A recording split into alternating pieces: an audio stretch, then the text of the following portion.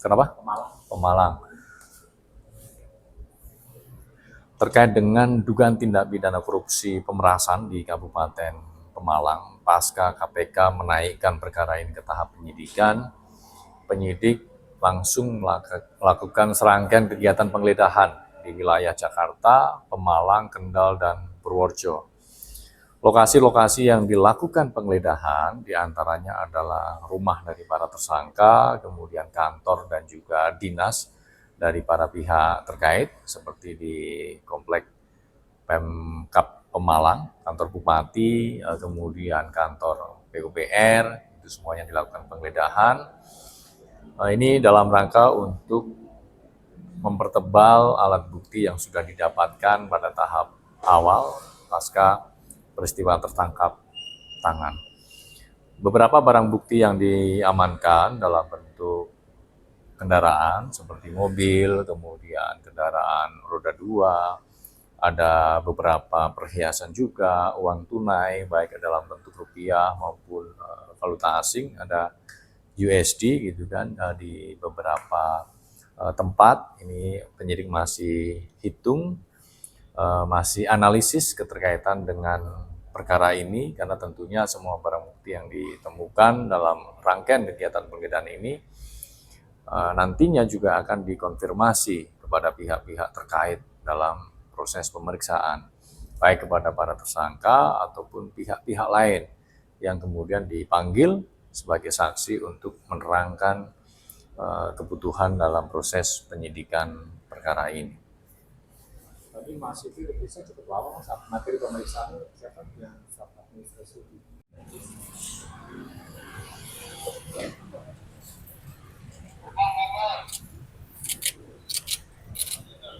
Bang, gimana bang? Katanya bang, Ada yang sampein nggak bang?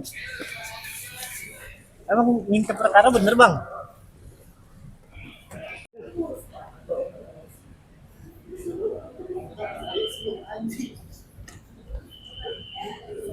Lakukan penetapan tersangka kepada yang bersangkutan, tentu penyidik kemudian butuh untuk melakukan pendalaman lagi berkaitan dengan dugaan praktik-praktik pemerasan yang dilakukan oleh oknum yang bersangkutan kepada Bupati Pemalang. Mekanisme, kemudian polanya seperti apa, semuanya pasti didalami kepada yang bersangkutan.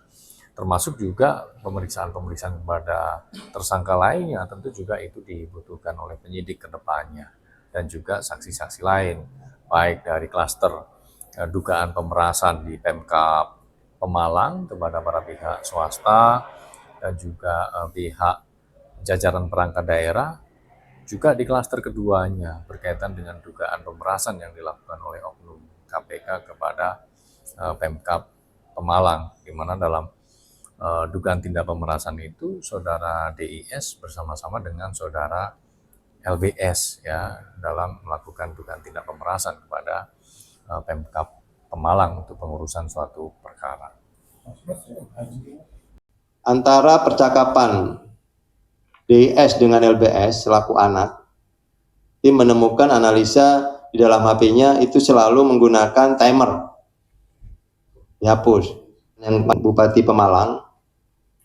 Jadi BB apa yang kemudian kita bisa tetapkan salah satu pegawai KPK DIS ya sebagai tersangka, karena memang selain keterangan-keterangan masing-masing pihak, baik dari sisi bupati dan orang kepercayanya, kemudian dari sisi LBS selaku orang tua tersangka juga menyampaikan fakta yang berkesesuaian antara keterangan berikut dokumen dan barang bukti elektronik.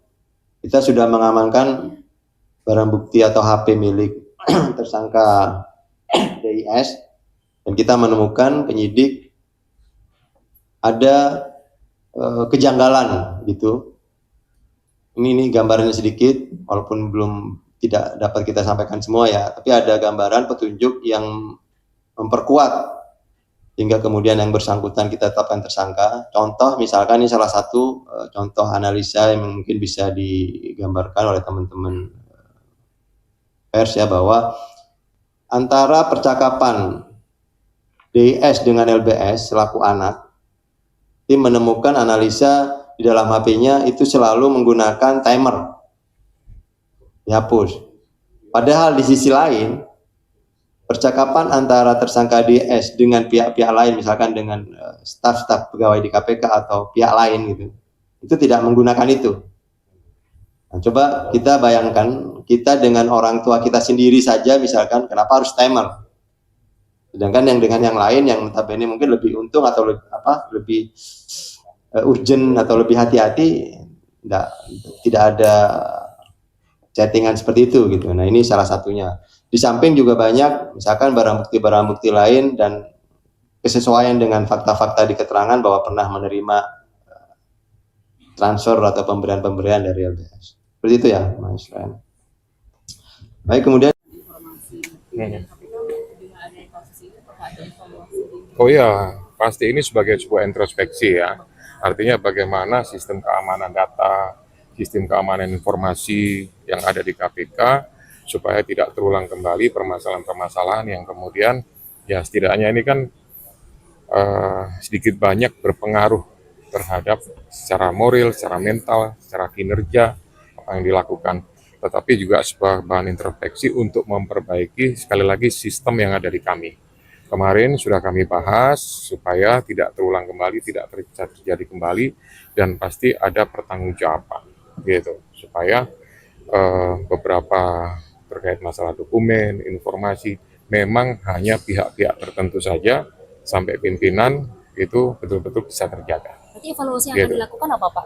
Evaluasi yang dilakukan, antara lain, misalkan proses ban berjalan daripada dokumen, misalkan saya contohkan dari penyelidik, itu bisa sampai ke pimpinan harus betul-betul terjaga. Tidak semua orang bisa melihat, terutama pihak-pihak yang tidak berkepentingan atau pegawai yang tidak ada hubungannya seperti itu.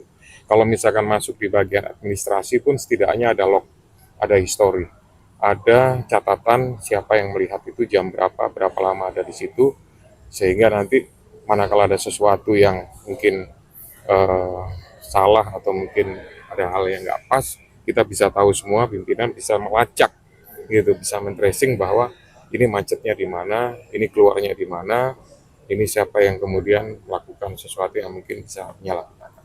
Dirjen Bea Cukai Jakabudi kapan dipanggil? Terima kasih. Ya. Dirjen Bea Cukai Jakabudi kapan menunggu adanya kasus atau Ya. akan melakukan kajian untuk pencegahan? Sudah cukup lah.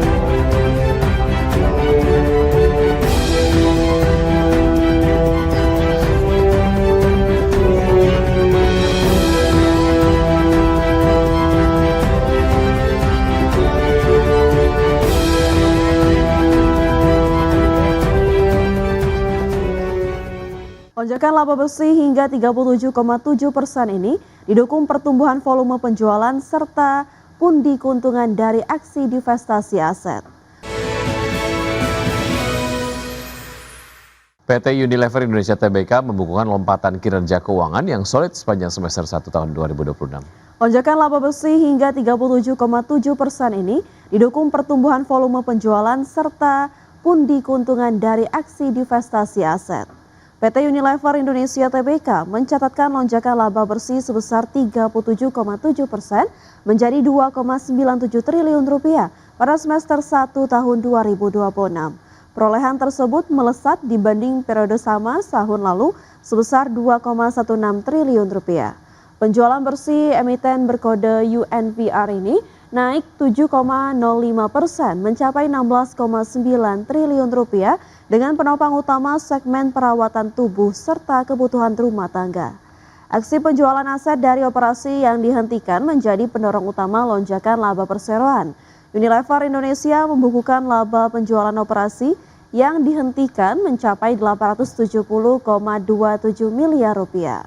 Pos pendapatan non-recurring ini mendorong total laba operasi yang dihentikan meroket menjadi 887,86 miliar rupiah. Sementara itu, biaya keuangan perseroan juga berhasil ditekan signifikan menjadi 14,64 miliar rupiah dari sebelumnya 67,18 miliar rupiah.